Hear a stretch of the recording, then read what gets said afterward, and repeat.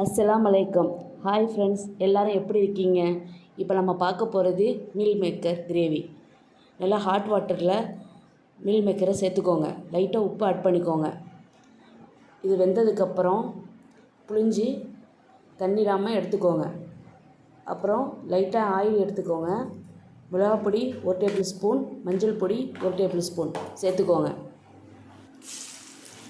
இப்போ ஏற்கனவே எடுத்து வச்சுருந்த மீல் மேக்கரை நல்லா எடுத்து வறுத்துக்கோங்க.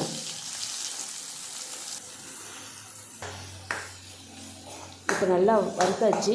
இப்போ ஒரு பவுலில் மாற்றிக்கிடுவோம்.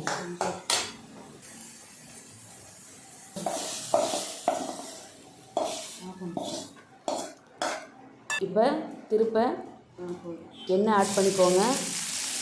பெரிய வெங்காயம் 2 எடுத்துருக்கேன், சின்னதாக வெட்டிக்கோங்க. இது நல்லா வேகட்டும். வெந்ததுக்கப்புறம் 3 தக்காளி, பெரிய தக்காளி எடுத்துருக்கேன், அதை மிக்சியில் ஆட்டி வச்சுருக்கேன், அதையும் சேர்த்துக்கோங்க.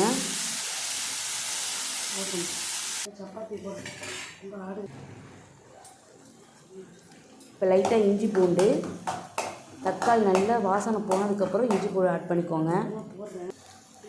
2 டேபிள் ஸ்பூன் மல்லிப்பொடி, 1 டேபிள் ஸ்பூன் ஜீரகப்பொடி, 1 டேபிள் ஸ்பூன் மிளகுப்பொடி, 1 டேபிள் ஸ்பூன் மிளகாய் பொடி, அப்புறம் சோம்பு, முழு சோம்பு எடுத்துக்கோங்க.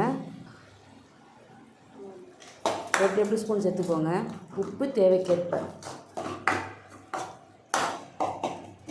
நல்லா வதக்கிக்கோங்க, பச்சை வாசம் போகிற வரைக்கும்.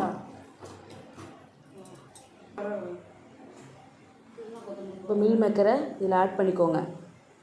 புதினா கொத்தமல்லி இது நல்லா சேர்த்து வதக்கிக்கோங்க.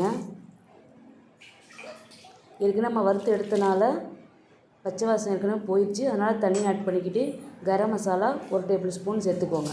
இப்போ நல்லா கொதிக்கட்டும். இது சப்பாத்திக்கு சாப்பிட்டா நல்லாயிருக்கும், தோசைக்கு நல்லாயிருக்கும். இப்போ காஞ்ச வெந்தயக்கீரையை ஆட் பண்ணிக்கிட்டேன் டேஸ்ட்டுக்காக. உங்கள்கிட்ட இருந்தால் சேர்த்துக்கோங்க, இல்லைன்னா பரவாயில்லை. ஓகே ஃப்ரெண்ட்ஸ், தேங்க்யூ, பாய்.